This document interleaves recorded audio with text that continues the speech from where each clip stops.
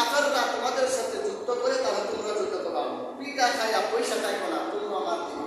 তবে তোমরা চাই আগে গিয়ে তাদেরকে প্রহার করিও না, তাদের সাথে যুদ্ধ করিও। আল্লাহ এই আসমান তৈরি করলেন, 7টা জমিন বানালেন।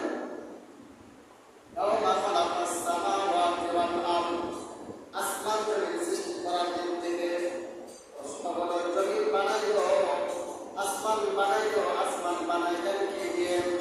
আসমানটা আবার কিভাবে তৈরি করলেন? ভালো করে লক্ষ্য করুন। আসমান কিভাবে বানাইলেন?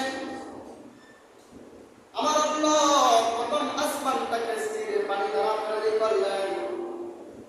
যে পানিটা আবদ্ধ, প্রথম আসমানটাকে স্থির পানি দ্বারা তৈরি করলেন। দ্বিতীয় আসমানটাকে আমার আল্লাহ তামা দ্বারা বানাইলেন। তৃতীয় আসমানটাকে আমার আল্লাহ লোহা দ্বারা বানাইলেন। শুনেন শুনেন, কোন আসমান কি দ্বারা? আল্লাহ দ্বারা বানাইলেন। আল্লাহ রাব্বুল আলামিন প্রথম আসমানটাকে স্থির পানি দ্বারা বানাইলেন। দ্বিতীয় আসমানটাকে আমার আল্লাহ তামা দ্বারা বানাইলেন। তৃতীয় আসমানটাকে আমার আল্লাহ লোহা দ্বারা বানাইলেন। চতুর্থ আসমানটাকে আমার আল্লাহ রূপা দ্বারা তৈরি করলেন। পঞ্চম আসমানটাকে আমার আল্লাহ স্বর্ণ দ্বারা বানাইলেন। ষষ্ঠ আসমানটাকে আমার আল্লাহ ইয়াকুত পাথরের দ্বারা তৈরি করলেন।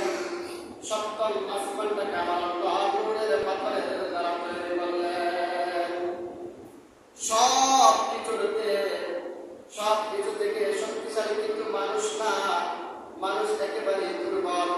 পানির শক্তি কিন্তু মানুষের চেয়ে অনেক বেশি। বেশি কিভাবে? যেমন সিলেটের জমিনে বন্যা হচ্ছে, মানুষের যদি ক্ষমতা থাকতো পানিটা আবদ্ধ করে রাখতে পারতো, কি বলেন? তাহলে বোঝা গেল পানির ক্ষমতা মানুষের চাইতে অনেক বেশি। তামার ক্ষমতা, লোহার ক্ষমতা অনেক বেশি। স্বর্ণ রূপার দাম মানুষের চাইতে অনেক বেশি।